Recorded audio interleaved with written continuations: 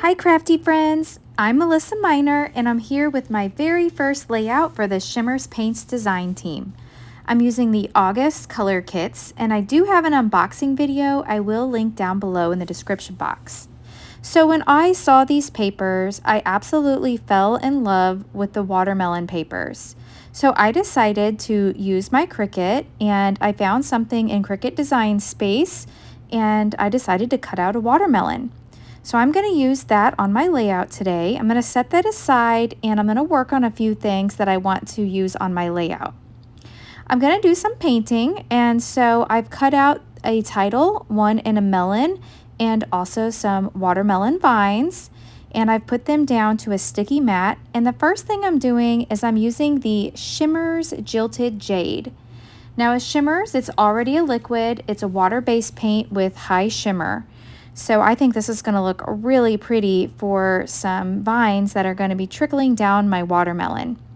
Now once you get done painting and you have it on the sticky mat, I recommend lifting it off right away because sometimes that paint almost acts like a glue and it's really hard to get off your mat if you don't take it off right away. So I'm going to take it off here and set it on my glass mat just to let it dry. Now I'm going to start working on my title piece, and my title is One in a Melon, and I'm using the Creamies Trippin' in the Tropics. Now a Creamies has a satin color, and you just spray a little bit of water in the Creamies and let it sit for a moment, and then you're able to paint with it. So I am being sure to paint in the One in a Melon. Now I'm drawing a little line here on my title because I want to paint the bottom section of the O, or the watermelon there, in the Jilted Jade color. So I'm leaving that white for just a moment, but I will come in with a smaller brush and get that taken care of. So I'm just wiping this up, making sure that I get good coverage on this title. And isn't that looking good? All right, so I have some fun pictures that I'm going to scrapbook today. My boyfriend Dale and I went to St. Charles, Missouri, and we went to the Riverwalk and they had a watermelon eating competition.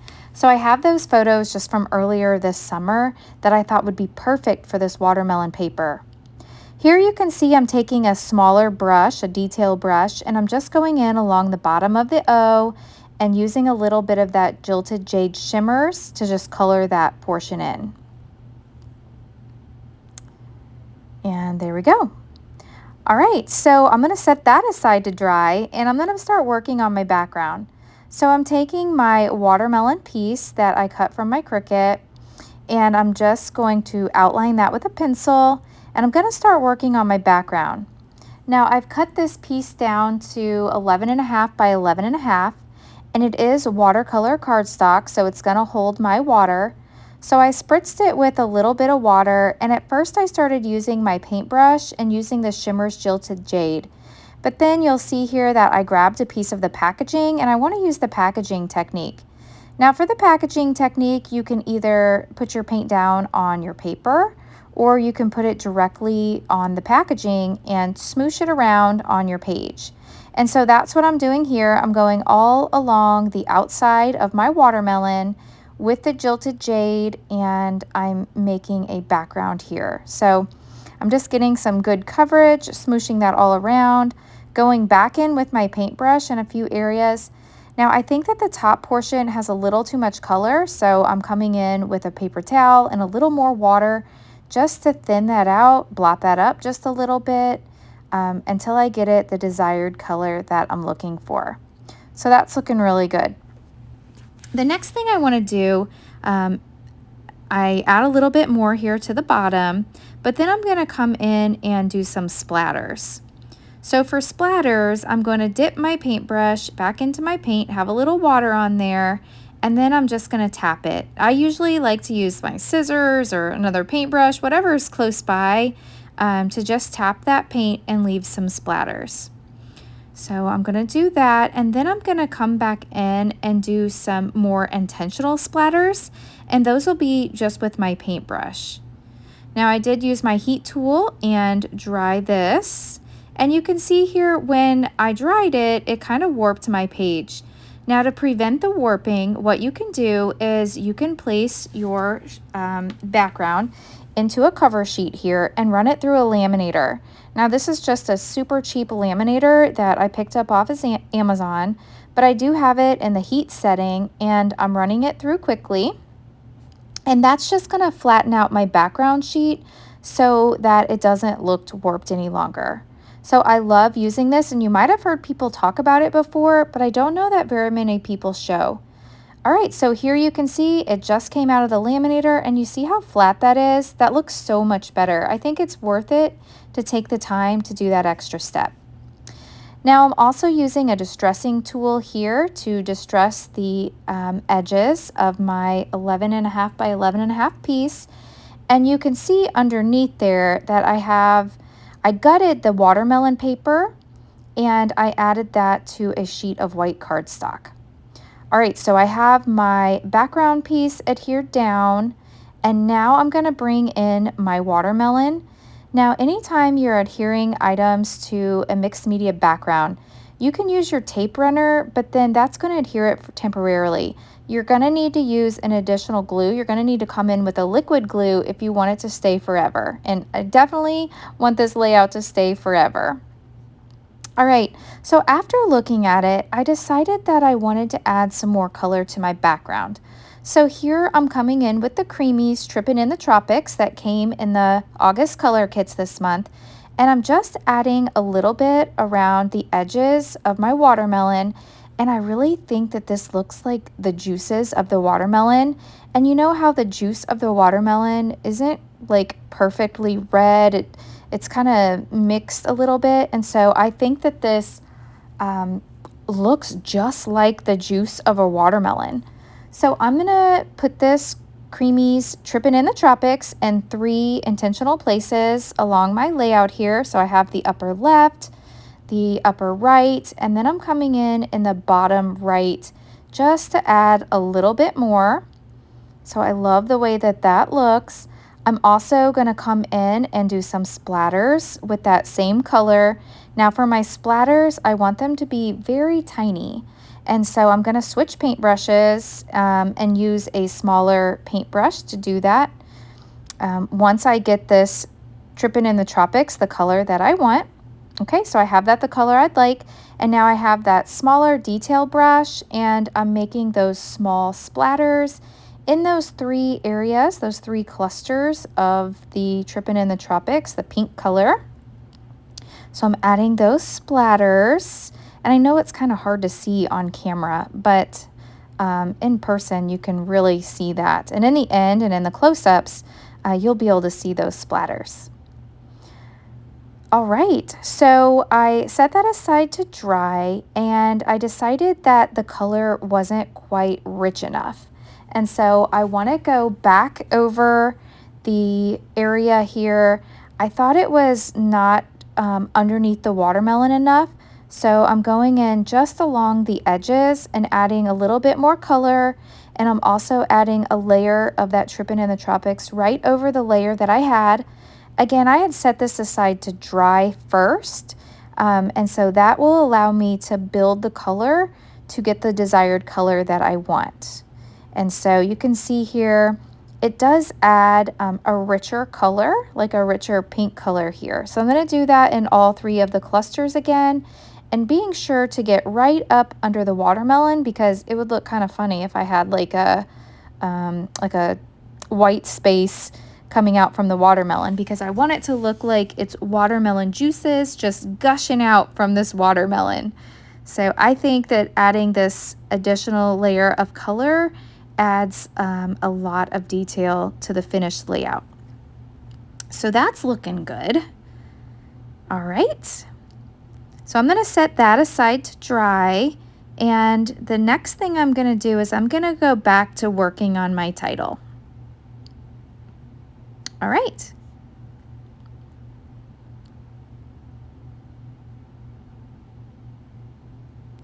All right, so here's my title. And it did dry, so I'm going to add on my top layer that is in the white. So I'm adding a little bit of liquid glue all around my title, and I'm gonna layer it on top of the one in a melon. So we'll just add some glue, and then we're gonna give it a good press. I'm being sure to get on every single letter because I want this to adhere. And especially after it's, you know, on the paint, you need to make sure that you have lots of glue. Oh, one thing I failed to mention is that I did use mixed media paper when I cut this out with my Cricut so that it would hold the color really well. And when you do that, you need to add I recommend adding your Cricut setting to, I think it's poster board. So you want it on like the thickest setting so that it will cut. If you don't, then it's not gonna cut all the way through your thick mixed media paper. Now, at first I thought I was gonna splatter on some black. So I brought in Shimmerz in the coal color. Now this one didn't come in the August kit. I pulled this one from my stash. If you don't have coal, it's a good black. It's good to have. But I just wanted to add a little bit of detail here. So I'm using a small brush and I'm adding a little bit of the coal Shimmerz to make it look like watermelon seeds in that title. Okay, so here's my pictures that I was telling you about. It's my boyfriend Dale and I on the left. And then these other 3 pictures off camera, I did kind of cut them and glue them together so they would easily go onto my layout. I fussed with them for quite a while. But these are the people that were in the watermelon competition. And I don't know if you can see the upper right-hand photo. I mean, these people were serious. I joked around with my boyfriend that we should enter the watermelon eating competition. I thought they might give you like a plate and you eat it and you see how fast you eat it. Oh no. These people could not use their hands and they just put their whole head, their whole face into the watermelon, and they were going crazy. They were in it to win it. So it was quite interesting to watch. All right, I want to add a little bit of foam. So this is just some generic fun foam. Then I'm going to add it to the back of our photo because that is my focal photo and I want that to be popped up. I am also going to add some foam to my title, but I'm just setting it there for placement so that I know where to stick my photo. So I'm adding some wet glue here and I'm getting this stuck down. So I'm able to get 4 photos onto this layout. And then the photo that is over to the right of Dale and I don't know his name, but that was a singer. And they were playing some music at this competition. And I like bringing in photos like that because it really just sets the tone or reminds me of the atmosphere. So it helps me remember the music and I remember the food, and you know, it really just helps me remember all the details of the day.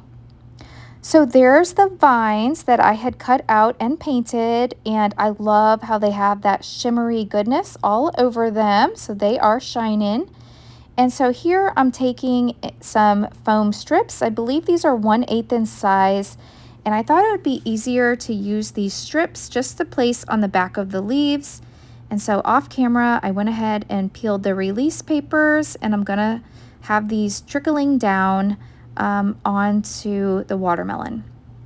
Now, if you look up a picture of a watermelon, there's actually little yellow or almost like orangey colored flowers that are on watermelon vines. I've never seen one in person, but that's what they look like. And so I'm taking one of the papers that came in the kit and I fussy cut some of the flowers, and I think that this really mimics like the watermelon vine photos. So I put some foam tape on the back, and you can see here I'm kind of ruffling them up with my fingers just to give them a little extra added dimension. And I'm making 3 clusters with these flowers. So I have some at the top of the vines. I'm going to have some in this upper right. And then I'm also going to add a couple to the lower left of my photo and kind of nestled in with the title.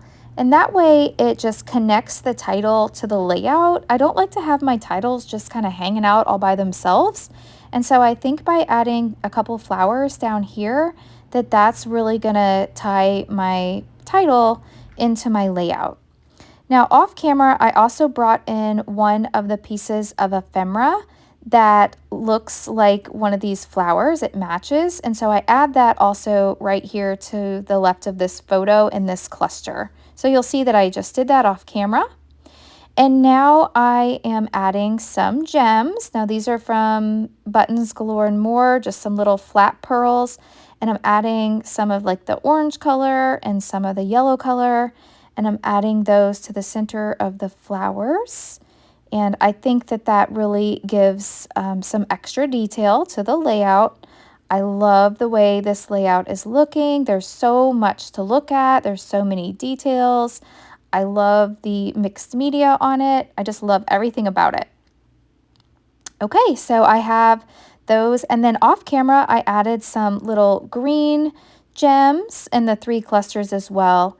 Here I'm taking a ruler and a black Sharpie, a thin black Sharpie, and I'm just drawing some journaling lines. Now I have my journaling here, and it says, "We had so much fun at the St. Charles Riverwalk watermelon eating competition." And now I'm practicing with my date stamp, and I'm stamping July 13th, 2024. So that's going to wrap up my layout today. I hope you've enjoyed my first layout. If so, please go ahead and hit that thumbs up button. And if you're not already a subscriber, I hope you'll subscribe. I will leave links down below in the description box to the Shimmerz website. And please leave my name in the comments of your order, and you could receive that free gift. Thanks so much, and I'll catch you in the next video. Bye!